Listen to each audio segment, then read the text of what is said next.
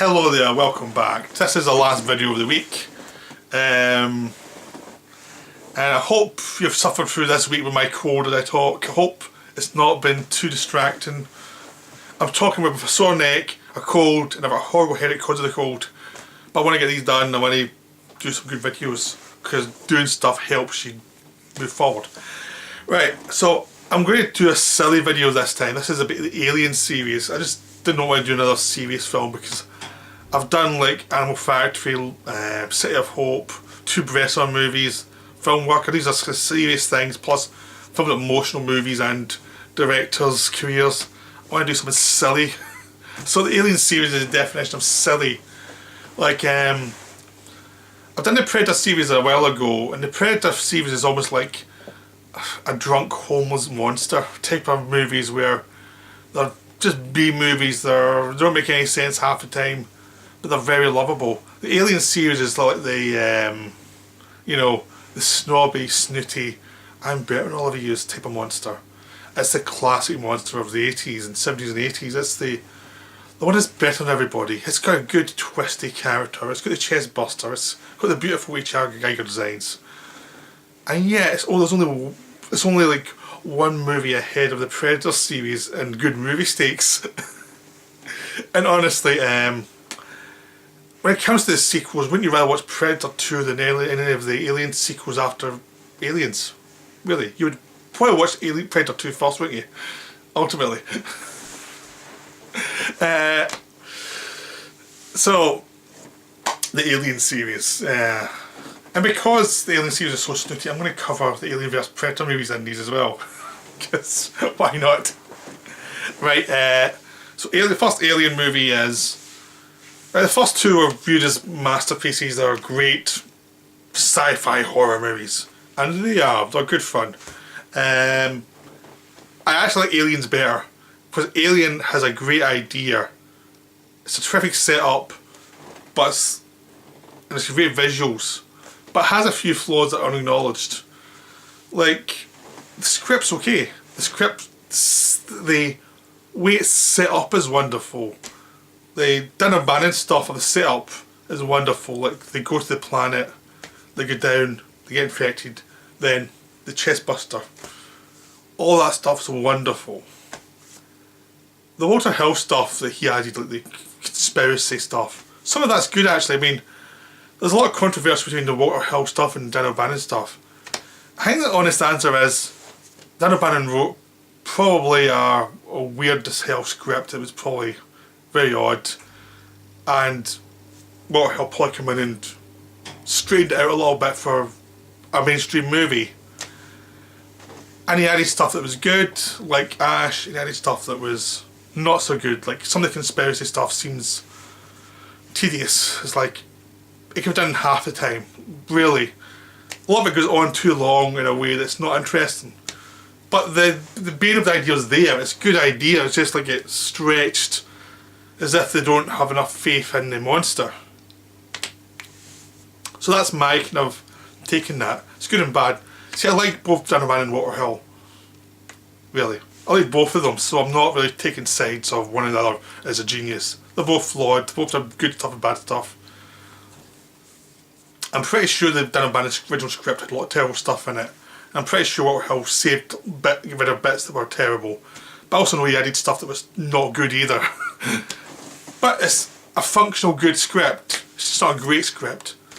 It does have a great monster and great visuals. Ridley Scott came on and he listened to Dan O'Bannon because he's a fan of Dark Star. And they brought in people from Jodorowsky's Dune that was cancelled. So they brought in H.R. Geiger, Chris Foss, and they created this great planet of monsters, this great industrial world. And Ridley Scott brought a lot of that good stuff to the plate. And he also directed the film with a good clip, but it's not his best directed film. And if you look at like A Walk with a Zombie or any Jack Tourneur films from the 40s, who are really great atmosphere, they're so much more precise with the imagery than this film is. This film gets away with the great design. The actual shot by shot stuff, some of it's good, some of it's kind of there, and the setup and the ideas are so good that some of the execution, the fact that it's not shot, some scenes are shot really well, and other scenes are shot kind of very vaguely. Like the Harry Dean Stanton death scene is really vague. It's like they're trying to go for atmosphere, but sometimes the camera seems to be shot put in the wrong place. So it's a weird thing where Ridley Scott did a good job of the film, but there's certain bits, because he was a early director, where the camera's sometimes in the wrong place and it's still paced well. He did a cut later on where he put back in some scenes and he cut bits out, like a director's cut, and it was also pretty good. But both cuts are good. I don't know if one's better than the other. I think the original cut's more atmospheric, and the short cuts cut too quick, but some of the scenes they put back in are interesting. You can enjoy both cuts. That's it, really. And the Aliens are still a really good monster movie. It's a design of lots of people, though. Lots of good people came together and they took away from the defects of other people, and they roughed each other's rough edges. Everyone's rough edges were smoothed out. So Dan and Ban had great ideas, but it was smoothed out by Waterhill's professionalism. Waterhill's good at professionalism, but he's not good at original ideas. So they roughed each other out. They smoothed each other out a little bit. And visually, Ridley Scott's good at pretty images, but he got a lot of interesting visualists in there that helped him clarify his ideas and focus it into something really fascinating. So it all really worked well. It's a great collaboration of lots of different people. So even the flaws of the film don't really matter. It's still a really terrific film. The sequel is much more of one guy, James Cameron, who came in, saw what was there, had an idea of how to expand it, and it's less a horror movie than an action movie. That's been known for years. There's two cuts of it. There's the theatrical cut and the director's cut, which is 20 minutes longer. You watch either of them, they're both really good. I like the director's cut better. It's longer, but I think the stuff that adds actually makes it a fuller experience. But they're both wonderful. It's wonderful. The cast terrific. It's going to be us back as Ripley. She's much more committed in this film. She's more to do. Because the first film she had a lot of vague stuff to do, and it's like it wasn't as interesting as the icon of Ripley became. So when you look at the first one, it's like she's half there. She survived because she was the last person there. She wasn't really. It wasn't really like she was the most interesting character there in the first one. And the second one she is, because it's been written properly. Michael Bihn's good as hex. The little kids are good. Everyone's good. The action's terrific. The action scenes are well paced. You can see what's going on all the time. You know where you're going. The only time you don't see what's going on is when they don't want you to see what's going on, for suspense. It's one of my favourite action horror movies. It's just wonderful. I could rave about it for years. I love this way more than Alien.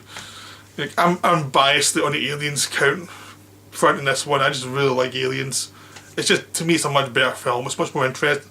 But I understand why people like Alien better, though. I mean, it's like, it's taste. It comes down to taste eventually, because they're both really well made films, so it's just taste. You can't really define what one's better than the other. You can say one I like better than the other, but it's still a taste thing. It's not, there's nothing there. But Alien's the one that made Alien iconic. Alien was an iconic movie to a degree, but the 1-2 punch of Alien and Aliens just made it this massive thing that could never live up to after that. Because I think, I mean, made a bad Alien sequel. Alien, the first one, would have been thought of as a good original. But because the second one was so good, it elevated the first one as well. So they both pulled each other up. And the first two are terrific. I mean, that's why they've got a reputation. That's why the series has a reputation that every other film since then has trashed. Right, let's go on to the sequels. So you can watch me be miserable. Just like the Terminator sequels. I've done Alien 3 in another video, okay? I love Alien 3. It's very flawed. To watch the director's cut, or not the director's cut, the extended version, Fincher had nothing to do with it, but they went back to his original idea and put the sequences back in that he wanted in. It's wonderful, I love it, but it's very flawed. I can see why people hate it. I get why some people hate it. It kills off Newt and Hicks and does horrible things, kills Ripley off at the end. It's like it's a film made by some. It seems that Fincher was watching a lot of silent movies, and it's almost shots of a silent movie because even the dialogue feels like it should be in like text rather than people speaking. If you had a silent movie version of this, made in black and white or sepia, it would be a better film. It needs to be a silent film. It's just wonderful, but again, it's very emotional for me. I think it's a very emotional film, but it's very flawed. Plot-wise, it's very flawed, but it's still wonderful though. I mean, I get why people don't like it, but to me it's still easy to defend as a terrific film. It's still a beautiful bit of work. And now that's the last of the films I like. Alright, now we're going to the worst of the bunch. Alien Resurrection. Oh, I think I've ranted this before somewhere. But let's get it over with. I'll take off my jumper to rant about Alien Resurrection, or my hoodie to rant about this film. There we go. This film's stupid. This film is really dumb. Its script's appalling. The script's astonishing how bad a script can be. Like Joss Whedon wrote, I don't know. I know it was rewritten, but I don't know. So you don't know if it's his fault or the studio's fault, but the script for the film we see is appalling. There's some weird stuff in it, like the scene by Joss Whedon that should have been cut out, but there's other stuff that don't seem like him at all, that he feels added by the director, Genet, who was a French director who was so miscast in this film as a director. He's just so wrong. Like, he never understands how to set up suspense at all. Everything's shot so fast that you don't have a chance to get any suspense out of it. Everything's just happening, but nothing's happening. It's just this thing's thrown at the screen and they're meant to be suspenseful, but you know what? The characters are all god awful, so you hate them. So why do you fear them getting killed? You want to see them die. You want to see them die in the most horrible way possible. But because it's a studio film, that's not going to happen either. All you're going to do is either a face hugger or the teeth are going to come out and smash switches on his head. So no one's going to die in interesting ways either. Ron Perlman's in it and he's boring. I think I've ranted this before. How do you make Ron Perlman boring? It feels familiar. So yeah, I mean, there's this weird bit with all these characters who are like pirates who are steal stuff. These are your central characters. They steal stuff and they steal a commercial ship and bring it to these military guys. So they bring it to these military guys. Then these samples are humans who are cryogenically frozen to go to a new place to live.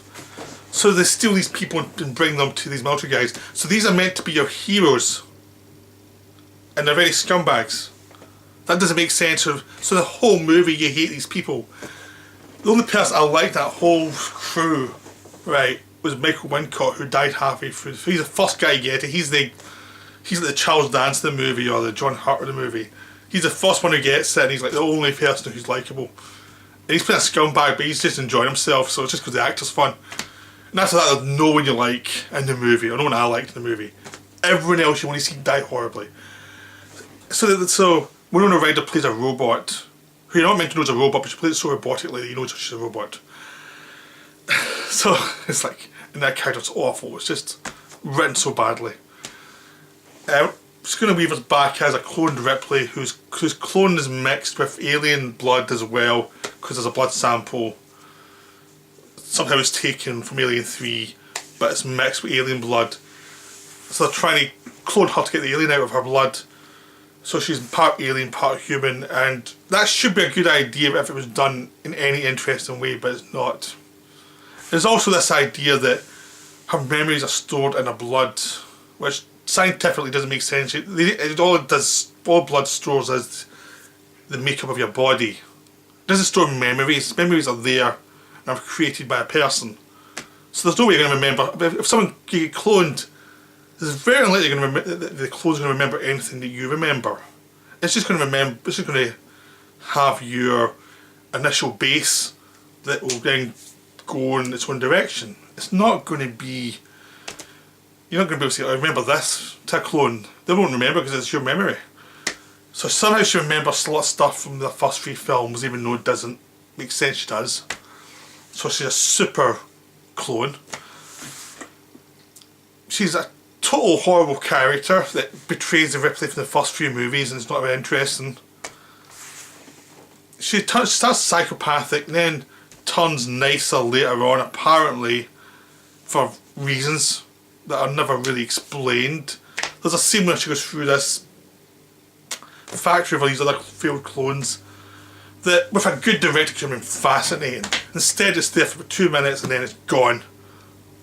That's the big thing about the film and the movie is anything interesting, it's either gone instantly or it's extended so long by the director Judy that it loses all interest. It makes you realise how good Ridley Scott was in the first one, where he just gave you the stuff then moved on before it got boring, but enough so that you could really get the chills from it. This film either goes one way, which is too quick, or the other way, which is too long. So the clone bit is too short, and then later on when he finds the new alien queen, it goes on for bloody ever, and you're so bored watching it, it's like, just kill this thing. So it's that problem. And the whole film, there's all these Marines that are fighting the aliens or getting killed, and the ship's going towards Earth, so have to destroy the ship before it gets to Earth with all these aliens on board. And they don't care. It's just land on Earth and let everyone die. That's how awful the characterization is. You just want everyone to die in this film. As horrible as possible. And it's monotonous because you don't care about any characters. And it's dull. And nothing interesting happens at all. So they hire all these character actors or these bland...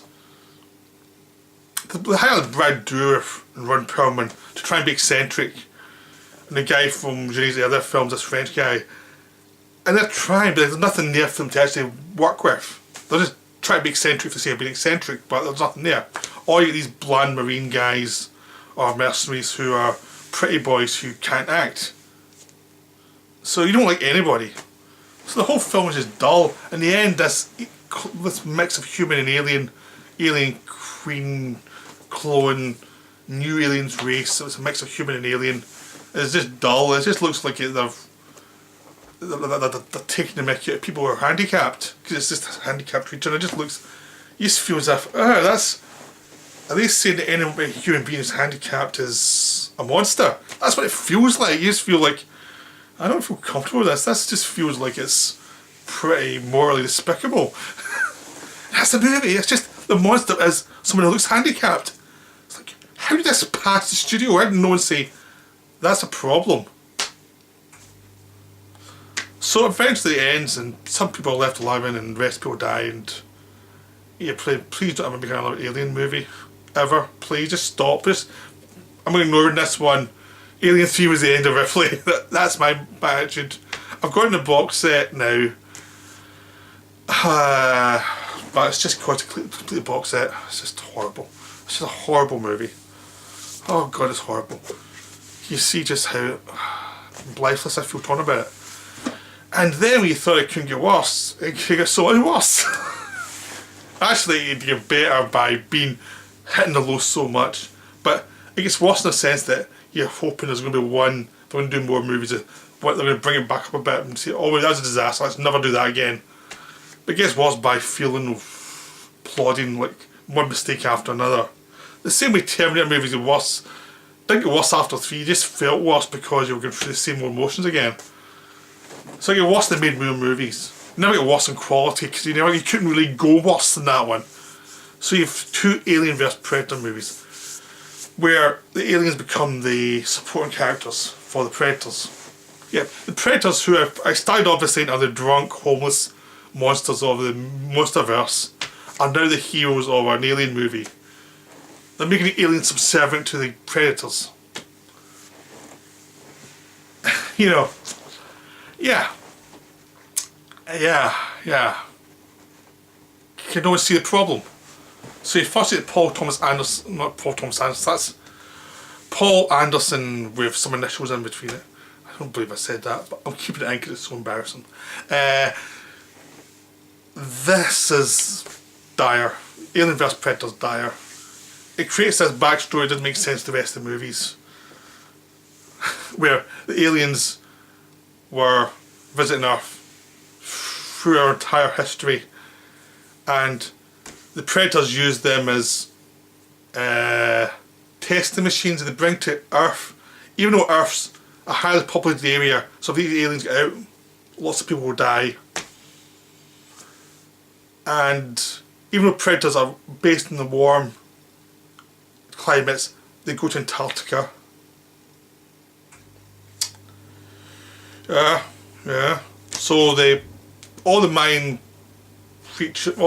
things are actually probably Predators. Yeah. It's just, no one thought of this movie. No one thought of this movie at all. And of all these bland characters played by decent enough actors, Ian Bremner's in this, looking bored. Lance Henriksen's in this, playing a predecessor of his earlier characters, looking bored. He's meant to be dying, but the whole audience is dying.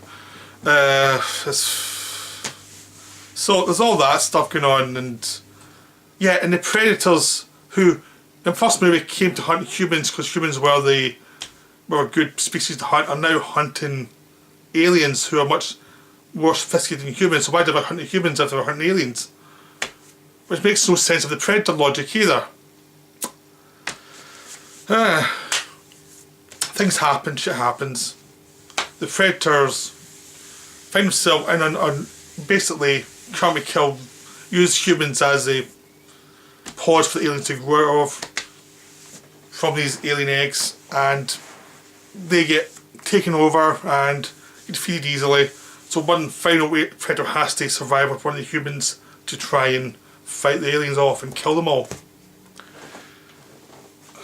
Lots of shit happens. It is very much like Alien Resurrection, but it doesn't have that shock of how bad Alien Resurrection was because you were hoping for something else. Now you know it's not going to be good, so you just watch it.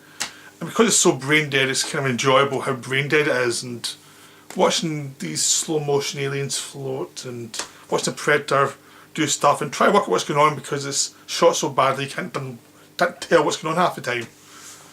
Yeah, it's still weirdly enjoyable because it's just so garbagey. It's awful. So I've seen it 3 times. It's so bad. You go back thinking, was that really as bad as I thought it was? And you watch it and you go, oh yeah, it was. Oh my god. And you still try to work out why it's set in Antarctica in a Predator movie. I still can't work that one out. So that one is, you'd think it would, you'd think it would at some point quality control would be a problem. They would actually think, we need people to come and see these movies. So you get Alien vs Predator Requiem, which I like better than Alien vs Predator, but I like it in a so bad it's good way. Like, this is a terrible movie. This is awful. This one goes to a town like it's infected by aliens, even though aliens have never been seen by man before Alien. Alien always goes back in time now to be more and more stupid. They've never gone beyond Alien Resurrection when they would make it a lot easier for them to make films, but they always go back in time. So this one, the Predator from the first Alien vs Predator has been infected by an alien. So as ship crashes, as it tries to escape from Earth, crashes onto a town. So the alien from that Predator escapes and starts creating eggs and creates more aliens. So a whole bunch of Predators have to come down and kill everybody. And the humans in between have to try and survive, even though they're all dull characters. Played by actors you've noticed from TV shows, who are all trying their best but they've nothing to work with. And there's lots of gore. There's tons of gore and it's shot like it's midnight the whole time. But why did it is better than the first one? Because it knows it's stupid. And it's moronic, and the end gets so dumb, and it goes from PG-13 to R. I mean, Alien vs Predator was a PG-13 film, so they didn't show much of the gore. This one has too much gore, which makes it preferable, kinda. Again, it's so dumb the whole way through. They end up nuking the town, and a few people escape. And there's lots of gore, and lots of alien monsters, and lots of other stuff going on, and it's paced with no finesse whatsoever. There's no there's nothing here at all that's sensible. I mean, it's still, this is a terrible movie, it's still better than the last two entries in the Alien series. It's still better than Alien Resurrection and Alien vs Predator. And it's terrible. It's fucking awful. But it's still better than the ones that came before it. That's not a good sign. At this point it's like, why is the Aliens franchise a franchise snob? I mean, they've actually released, I mean, Predator movies have, the actual pure Predator movies have never fallen so consistently bad as the Alien movies. They've never been very good, the sequels, but they've always been enjoyable. And this one, the Predator stuff in Requiem is okay, the Alien stuff is absolutely awful, so that's why I'm tagging it as an Alien movie. Oh, it's just so bad. But still, better than what came first, the ones two before. Alright, now we go into the Ridley Scott return. I have covered this before in videos before, so I'm not going to labour on because this video is getting too long already.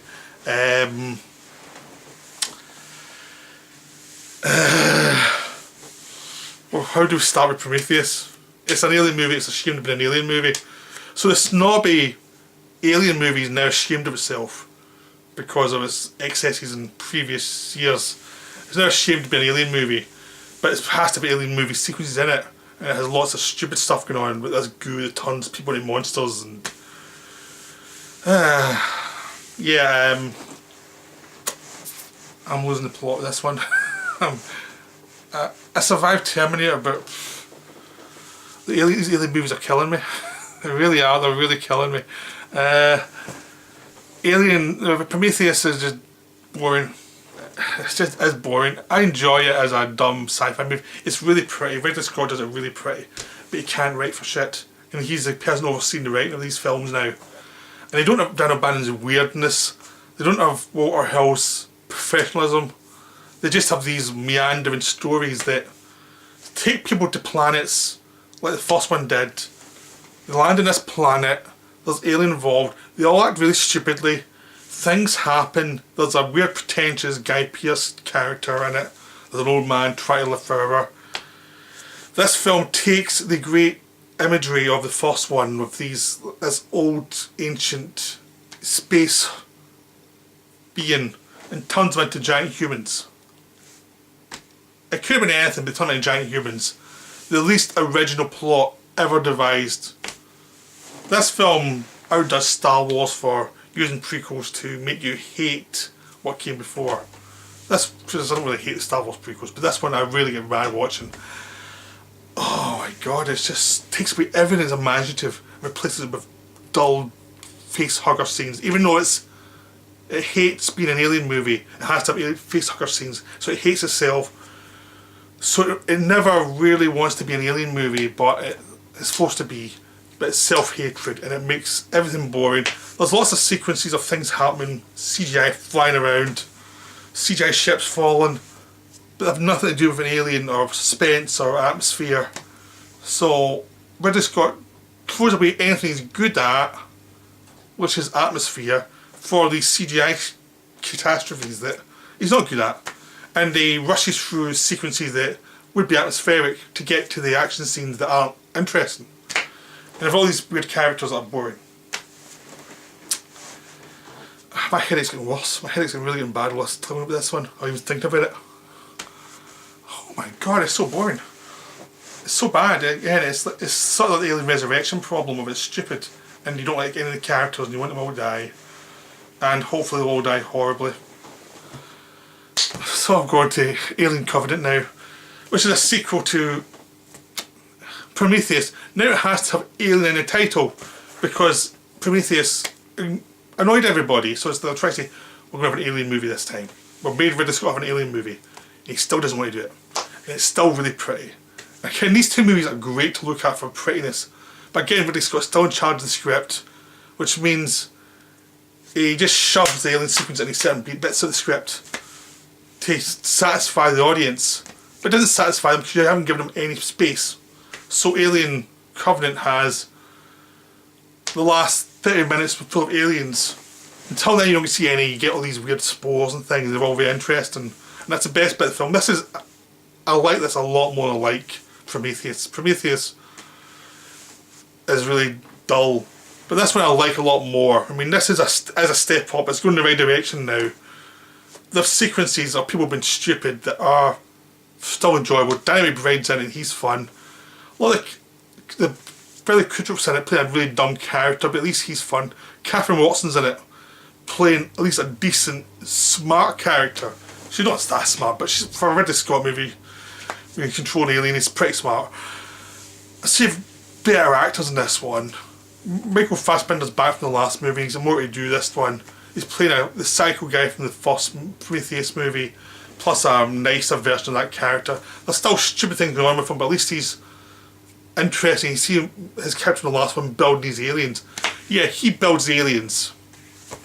They're not feats of evolution, beautiful feats of evolution. A robot that we built builds aliens.